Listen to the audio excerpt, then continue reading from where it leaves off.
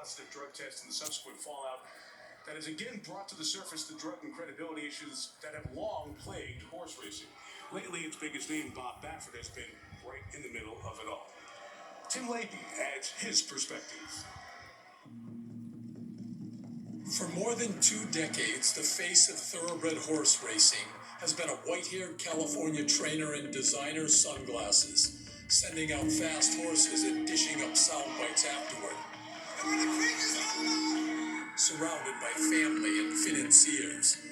He's won 7 Kentucky Derbies and 17 Triple Crown races since 1997, when he trained American Pharoah to the sport's Triple Crown in 2015, ending a 37-year drought. He carried racing into the ether, and then he did it again, 3 years later with Justify. But a year later, we learned that Justify had failed a drug test in California before the Kentucky Derby. Bob Baffert was appropriately exonerated in that case, but the process was muddled and unsatisfying, and it set the stage. Now horse racing has a credibility problem, and Baffert is in the middle of it. On the first Saturday in May, Baffert's Medina Spirit, an undersized 12-to-1 shot who sold for a paltry $1,000 as a yearling, won the Kentucky Derby. The white-haired genius had done it again. Bob Baffert stands alone with 7 Derby wins. 7 days later came the news that Medina Spirit had failed a post-race drug test. If the horse's split sample also comes back positive, he will become just the second Derby winner disqualified for a drug violation, the first since Dancer's Image in 1968. This has become a pattern with Baffert. The Derby was his 5th drug violation in 13 months. He has escaped real punishment with a litany of alibis. Lidocaine patches, cough syrup, lab testing that's just too sensitive. This time, Baffert first denied that Medina Spirit had been given the substance in question, and then hinted at sabotage. He railed again at the testing process.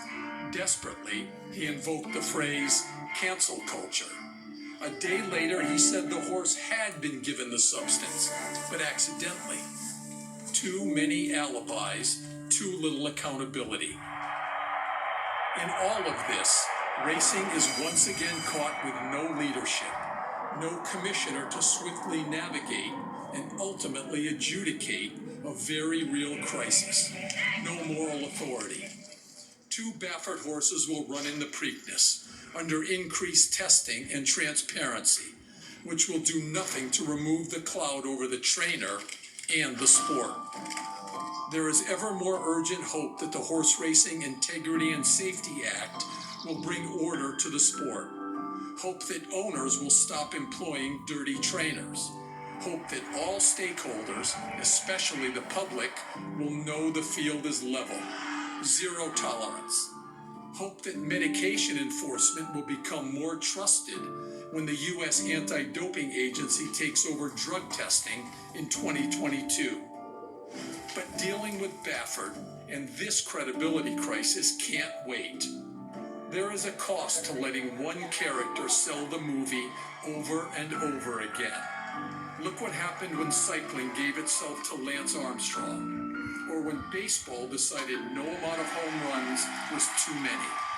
Last fall, under scrutiny, Bob Baffert said he would raise the bar and run a tight ship to ensure equine safety and rule compliance.